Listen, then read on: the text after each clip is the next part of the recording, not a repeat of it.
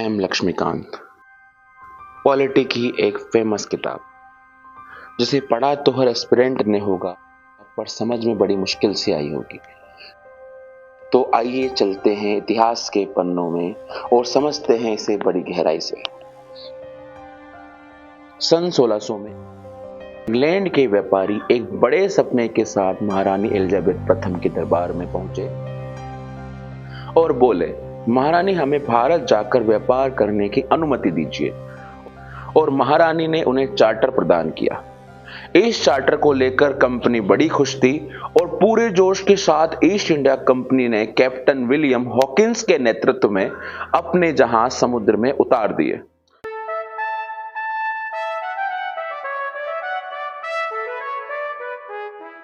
और शुरू हो गया एक सफर भारत की ओर।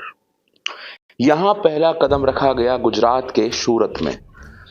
भारत के राजाओं ने इनका स्वागत किया और कुछ शर्तों के साथ व्यापार करने की अनुमति दी।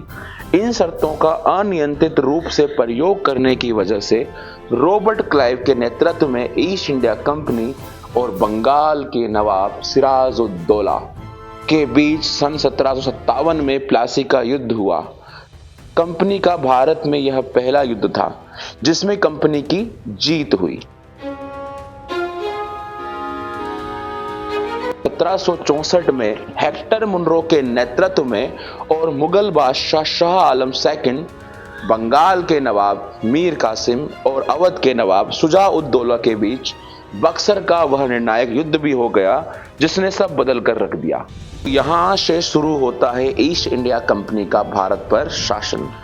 1773 में कंपनी के कार्यों को नियमित और नियंत्रित करने के लिए ब्रिटिश सरकार लेकर आती है एक नया एक्ट, रेगुलेटिंग एक्ट। इसी से कंपनी के प्रशासनिक और राजनीतिक कार्यों को मिलती है मान्यता और भारत में रख दी जाती है केंद्रीय प्रशासन की नींव। इस एक्ट ने बंगाल के गवर्नर को बदलकर बंगाल का गवर्नर जनरल बना दिया और लॉर्ड वॉरेन हेस्टिंग बंगाल के फर्स्ट गवर्नर जनरल थे। मद्रास व बंबई के गवर्नर भी इनके अधीन थे। सन 1774 में कलकत्ता में एक मुख्य न्यायाधीश और 3 अन्य न्यायाधीशों के साथ उच्चतम न्यायालय की स्थापना की गई। कंपनी पर कोर्ट ऑफ डायरेक्टर्स ने सशक्त नियंत्रण किया। फिर भी इस एक्ट में कुछ कमियां रह गई जिसको दूर करने के लिए लागू किया गया अमेंडिंग एक्ट ऑफ 1781 उर्फ बंदोबस्त कानून। इस अधिनियम में गवर्नर जनरल और काउंसिल पर से सुप्रीम कोर्ट का वर्चस्व हटा दिया गया और धर्म के लिए रिलीजियस पर्सनल राइट लागू किए गए। सन 1784 में पिट्स इंडिया एक्ट लागू हुआ जिसमें 1773 और 1781 की कमियों को दूर किया। इसीलिए इसे सेटलमेंट एक्ट भी कहा गया। इसने कंपनी के सिस्टम को 2 भागों में बांट दिया। पहला पॉलिटिकल, जिसको बोर्ड ऑफ कंट्रोल द्वारा संभाला गया, और दूसरा कमर्शियल, इसका ध्यान कोर्ट ऑफ डायरेक्टर्स ने रखा और इस तरह द्वैध शासन व्यवस्था का आरंभ हुआ। 1786 में बंगाल के गवर्नर जनरल बनने के लिए लॉर्ड कॉर्नवालिस ने शर्तें रखी, मुझे सेनापति या कमांडर इन चीफ की पोस्ट दी जाए। और इसके बाद आने वाले चार्टर कानून 1793 में लॉर्ड कॉर्नवालिस को जो शक्तियां मिली थी वो सभी गवर्नरों को दे दी गई और कंपनी के चार्टर को 20 साल के लिए और बढ़ा दिया गया।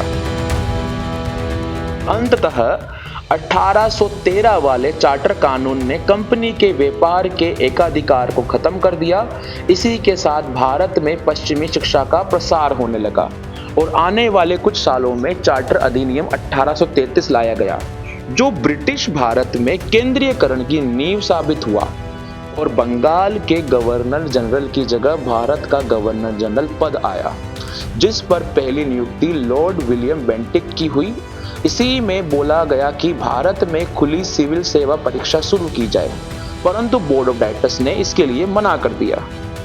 और चार्टर अधिनियमों की श्रृंखला का अंतिम अधिनियम था 1853 का चार्टर एक्ट। इसने गवर्नर जनरल के काउंसिल और प्रशासनिक कार्यों को अलग कर दिया।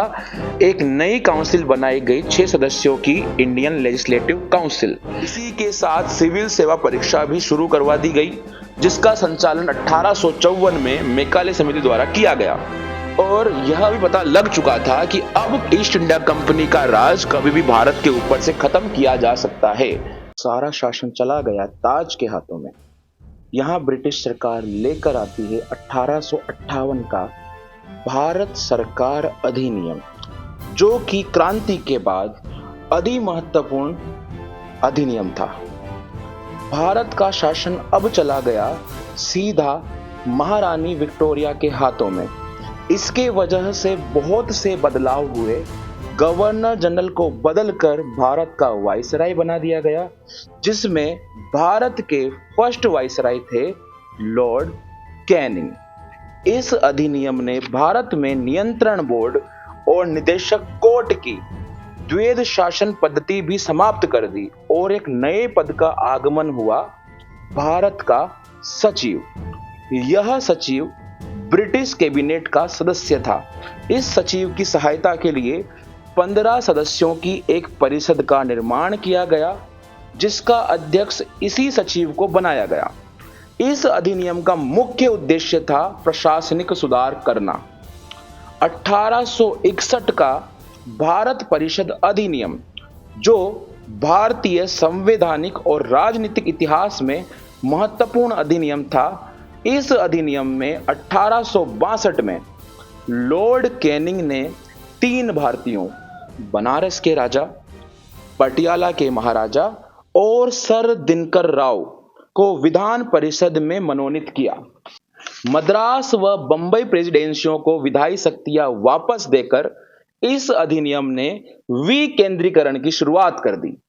सन 1862 में बंगाल, 1866 में उत्तर पश्चिम सीमा प्रांत और सन 1897 में पंजाब में अलग अलग विधान परिषदों का गठन हो गया। 1892 के भारत परिषद अधिनियम ने विधान परिषदों के कार्यों में वृद्धि करके उन्हें बजट पर बहस करना तथा कार्यपालिका के प्रश्नों का उत्तर देने के लिए बाधित किया। 1909 के भारत परिषद अधिनियम, जिसे मार्ले मिंटो अधिनियम भी कहा जाता है, इसने केंद्रीय और प्रांतीय विधान परिषदों के आकार में काफी वृद्धि की। जो सीटें 16 थी अब बढ़कर 60 हो गई और पहली बार किसी भारतीय सत्येंद्र प्रसन्न सिन्हा को कार्यपालिका परिषद का सदस्य बनाया गया। इस अधिनियम ने सांप्रदायिकता को बढ़ाया, जिसके जनक थे लॉर्ड मिंटो। भारत शासन अधिनियम 1919, जो आया तो 1919 में था पर लागू हुआ 1921 में। इसे मॉन्टेग्यू चेम्सफोर्ड कानून भी कहा गया। यहीं से सारे विषय 2 श्रेणियों, केंद्रीय और प्रांतीय में बट गए तथा प्रांतीय पुनः हस्तांतरित और आरक्षित में बट गया। हस्तांतरित में स्वास्थ्य, शिक्षा, स्थानीय स्वशासन और कृषि को रखा गया, जबकि आरक्षित में पुलिस, न्याय प्रशासन, जेल और भूमि राजस्व आदि को रखा गया। इसमें हस्तांतरित कार्यों को देखता था गवर्नर और आरक्षित को गवर्नर की कार्यपालिका परिषद। इसे ही डायआर्की यानी दोहरी शासन व्यवस्था कहा गया। इस अधिनियम ने भारत में द्विसदनीय व्यवस्था और प्रत्यक्ष निर्वाचन की शुरुआत की तथा राज्यसभा लोकसभा का गठन किया। 1926 में सिविल सेवकों की भर्ती के लिए केंद्रीय लोक सेवा आयोग का गठन हुआ।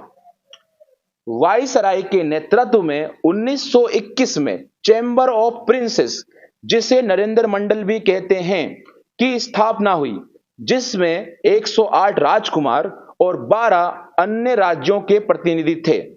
Simon commission. ब्रिटिश सरकार ने नवंबर 1927 में भारत की स्थिति जांचने के लिए सर जॉन साइमन के नेतृत्व में एक आयोग भारत भेजा, जिसने अपनी रिपोर्ट 1930 में पेश करते हुए कहा, हमें राज्यों में सरकारों का विस्तार, संघ की स्थापना और सांप्रदायिक निर्वाचन व्यवस्था को जारी रखना चाहिए। इन विचारों को लेकर ब्रिटिश सरकार, ब्रिटिश भारत और भारतीय रियासतों के प्रतिनिधियों के बीच 3 गोलमेज सम्मेलन हुए और जो बातें मानी गई उसे भारत परिषद अधिनियम 1935 में जोड़ दिया गया। भारत सरकार अधिनियम 1935 यह भारत में उत्तरदायी सरकार बनाने के लिए मील का पत्थर साबित हुआ और एक लंबा दस्तावेज बना जिसमें 321 धाराएं तथा 10 अनुसूचियां थी। इसमें ही अखिल भारतीय संघ की स्थापना हुई जिसने राज्य तथा रियासतों को एक यूनिट माना और केंद्र तथा यूनिट के बीच 3 सूचियां बट गई, संघीय सूची, राज्य सूची और अंतिम समवर्ती सूची।